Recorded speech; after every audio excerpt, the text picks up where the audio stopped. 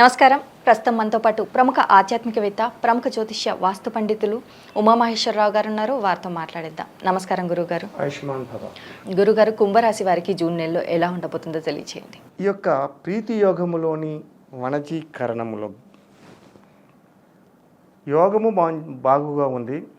ఉత్తరాభాద్ర నక్షత్రముతో start అయింది. ఉత్తరాభాద్ర నక్షత్రానికి శని అధిపతి అయ్యాడు కాబట్టి శని ఉన్న స్థానము కూడా కుంభరాశిలోనే ఉన్నాడు. స్వస్థానమైన కుంభరాశిలో ఉన్నాడు. అయితే ఈ యొక్క గ్రహములు దృష్టి ఏదైనా ఉన్నదా? లేదు. ఎంతైనా మిత్రగ్రహములు అయిన బుధ శుక్రుడు స్వస్థానంలో ఉన్నాడు, బుధుడు అక్కడే ఉన్నాడు, మిత్రస్థానంలో ఉన్నాడు. కానీ వారితో పాటు రవి కలిసినందువల్ల వాటి బలము హీనత పొందింది.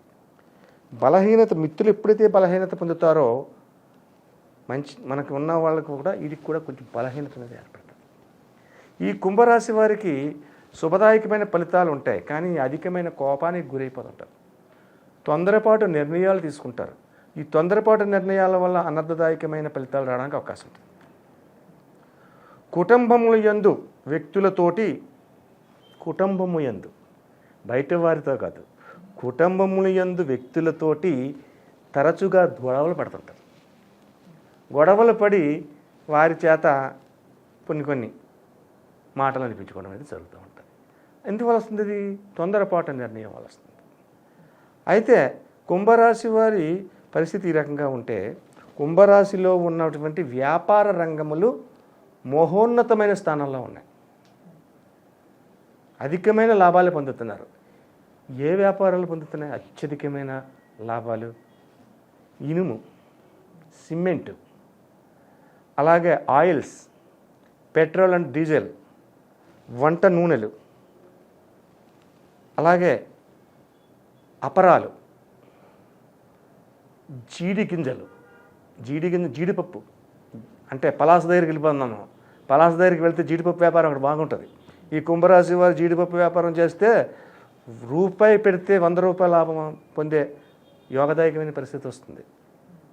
అటువంటి విధంగా వ్యాపార రంగంలో యోగదాయకమైన పరిస్థితి ఉన్నారు. ఇక ఉద్యోగ రంగంలో ఉన్నవారు కుంభరాశి గురించి చెప్పుకోలేవు. కుంభరాశి యోగదాయకమైన ఫలితాలు ఉన్నాయి, అపదాయకమైన ఫలితాలు కాదు. ఉద్యోగ రంగంలో చేసేవారికి కూడా శుభదాయకమైన ఫలితాలు పొందడంతో పాటు లాభాలను ఆర్జిస్తున్నారు. అంటే ఏ రకమైన లాభాలు? ఉద్యోగస్తుల లాభాలేంటి అంటే లంచం పుచ్చుకుంటున్నారా? అది మనం అనుకోకూడదు.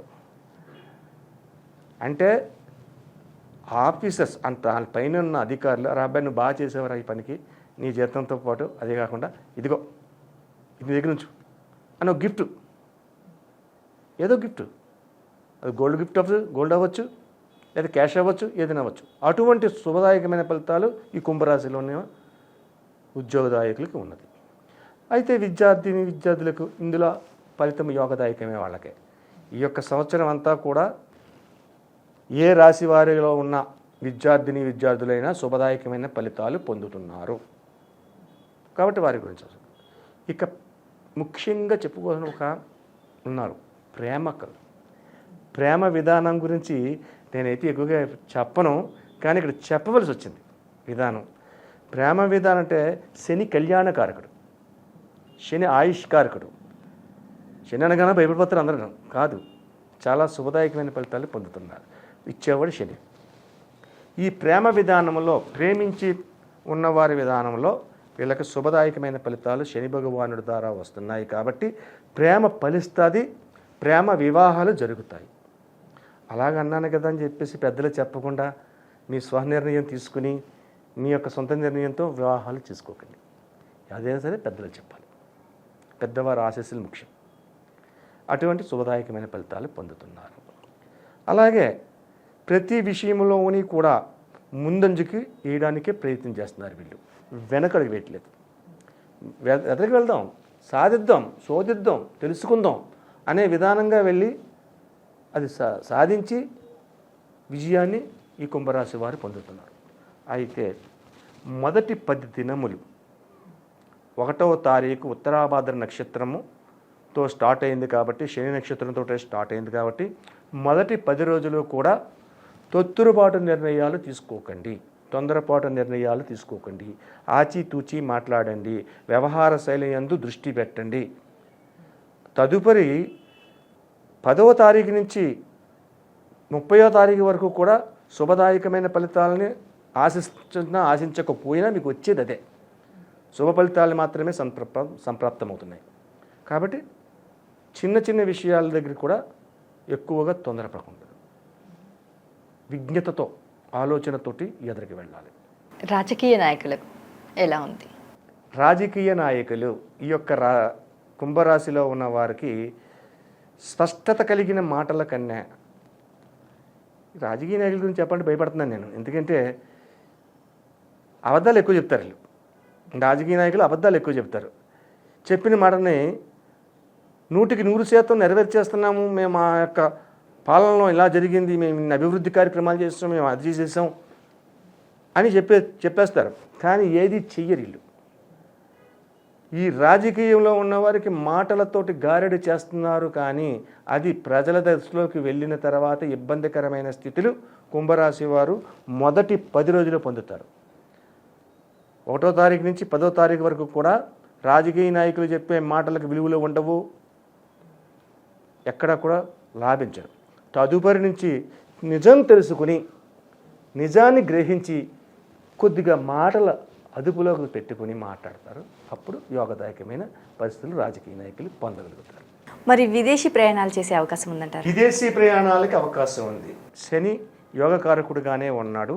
రాహు ఉన్న స్థానము శనికి ధనస్థానమైన మీనరాశిలో ఉన్నాడు కాబట్టి యోగదాయకమైన గురుతత్వం కూడా యోగదాయకంగా ఉంది కాబట్టి విదేశ ప్రయాణాలు చేయాలనుకున్న వారికి అవి లాభిస్తాయి. మరి ఆరోగ్యపరంగా ఎలా ఉండబోతుంది అంటారు? కుంభరాశి వారికి అన్ని రంగాలుగా బాగుంది. ప్రతి విషయంలోనే బాగుంది. ఆరోగ్య వారిలోని అన్నీ బాగున్నప్పుడు అనారోగ్యం దగ్గరికి రాదు. ఎందుకు వస్తుంది? సంతోషకరమైన పరిస్థితులు పొందుతున్నప్పుడు అనారోగ్యం అనేది ఎందుకు వస్తుంది? మొదటి 10 దినములు కుటుంబములో కలతలతో ఉన్న పరిస్థితులు ఏర్పడుతున్నాయి అంతే. ఆ యొక్క కలతల వల్ల అంటే కుటుంబ సభ్యులు కొట్టుకోవడమో బయట వారితో కాదు, అటువంటి విధానం ఉంటుంది. ఈ కుంభరాశి వారికి ముఖ్యంగా చెప్పవలసిన విషయం, నరఘోష విధానం ఎక్కువగా ఉంది ఈ మాసం యందు.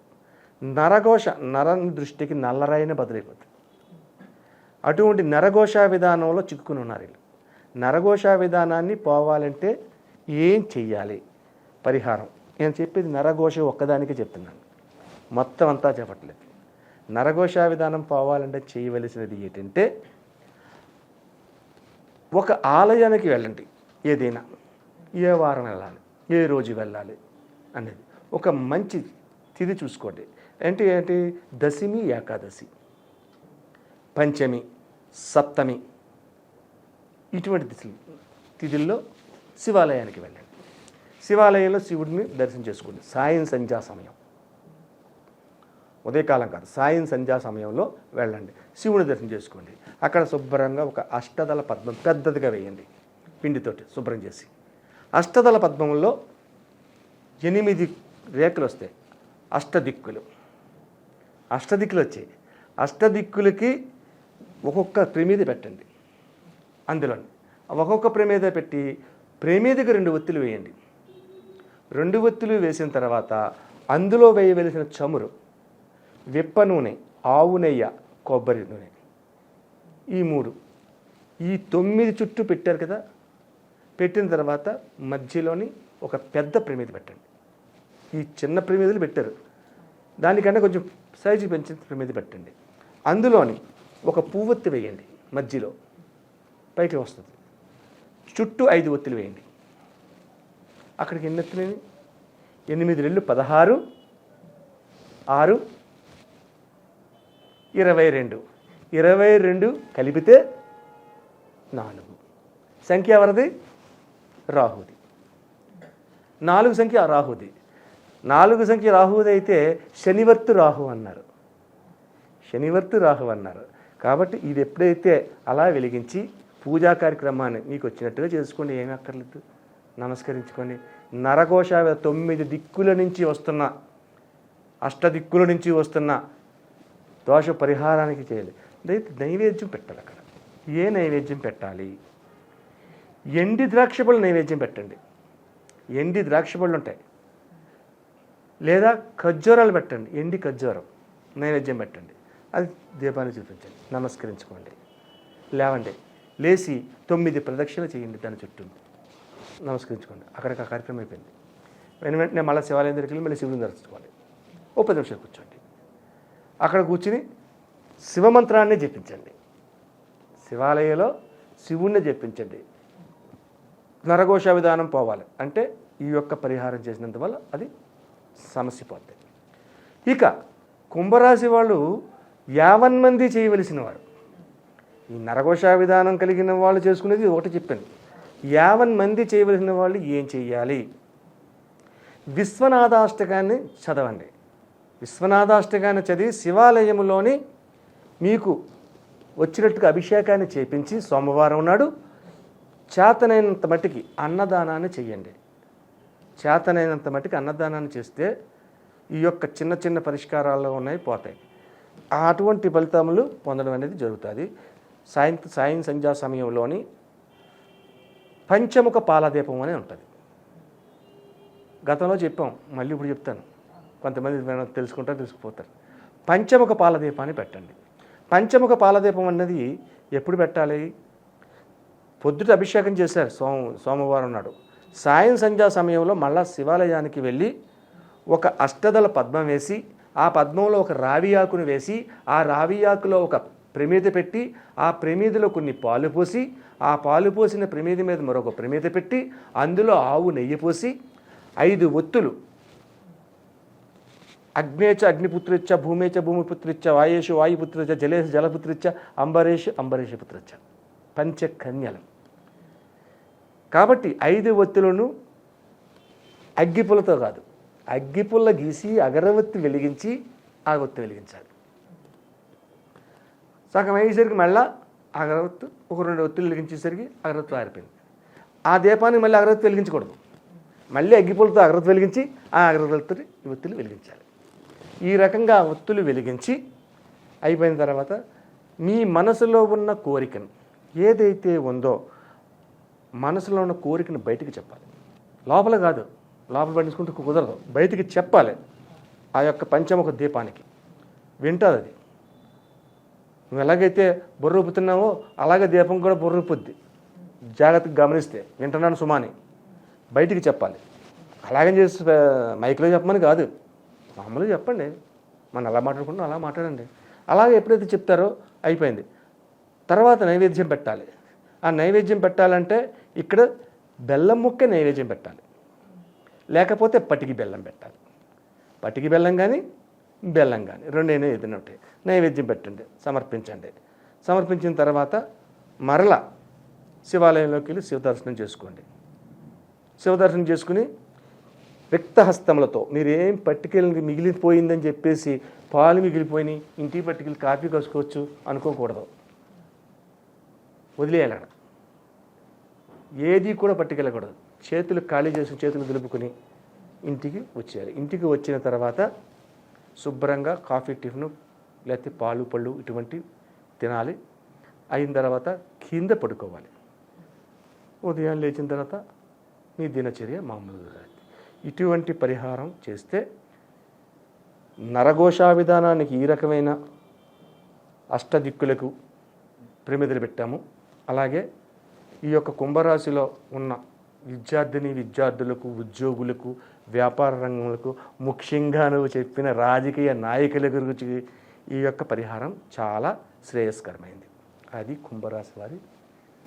అలాగే గురువుగారు, కుంభరాశి వారికి మరి జూన్ నెలలో ఎలా ఉండబోతుంది, అలాగే వారు పాటించాల్సిన పరిహారాలు ఏంటి అనేసి చాలా చక్కగా వివరించారు. ధన్యవాదాలు. ఆయుష్మాన్ భవ.